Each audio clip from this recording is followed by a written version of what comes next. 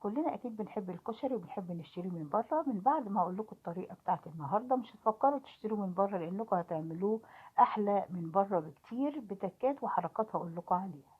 ده عباره عن كوبايتين من العدس الاسود، ببدا انقعهم لمده 3 ساعات واغير الميه بتاعتهم عده مرات وبعد كده بصفيهم. ودي عباره عن بصله صغيره بحمرها في شويه من الزيت، وببدا اضيف عليها الكزبره الناشفه والملح والفلفل والكمون وكمان شويه من البهارات.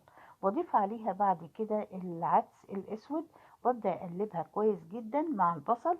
وبعد كده بضيف له الميه المغليه لحد ما بياخد السوى بتاعه 3/4 سوى، لانه هيستوي بقيه السوى بتاعه مع الرز. بضيف معلقتين من الشعريه محمراهم، بضيفهم على الخليط ده.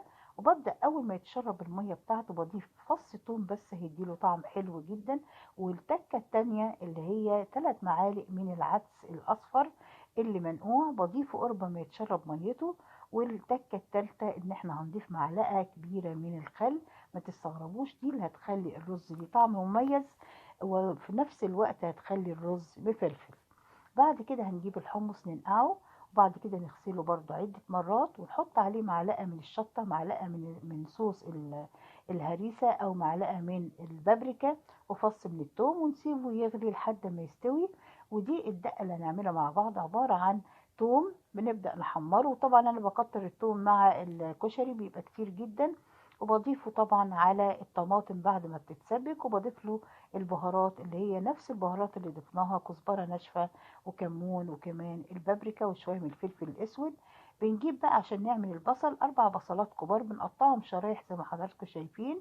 بضيف عليهم معلقة من الدقيق، معلقة من الملح.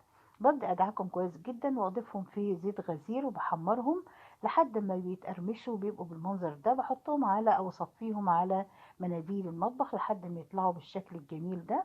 بعد كده بعمل بقى اللي هو الدقة بتاعة الكشري اللي هي عبارة عن توم حوالي 4 فصوص من الثوم، معاهم كمون ومعاهم البابريكا ومعاهم الكزبرة الناشفة، وبضيف لهم ربع كوباية من الخل وليمونة كاملة وكوباية من المية. وده طبعا حسب كمية أو عدد أفراد الأسرة. بسيب الخليط ده عندي وببدأ أعمل المكرونة. ببدأ أحمرها شوية في فص توم كده، وببدأ أعمل الصوص اللي هو الشطة بقى اللي هو عبارة عن شوية برضو من التوم. ببدأ أحمرهم وأضيف لهم الشطة وبضيف عليهم شوية من الدقة اللي أنا عملتها اللي هي بالثوم والخل والليمون. وده بيبقى الصوص اللي هو بالشطة. ببدأ أحضر الطبق بتاعي، بحط شوية من الرز بالعدس وشوية من المكرونة السباكيتي والمكرونة الصغيرة. بعد كده بضيف صوص الطماطم اللي عملناه بالثوم والطماطم والبهارات. وبعد كده بضيف البصل المقرمش الجميل واجمله بالحمص واحط معاه الدقة اللي هي بالطماطم والدقة اللي هي بالشطة. اتمنى فيديو النهاردة يكون عجبكم ونال رضاكم.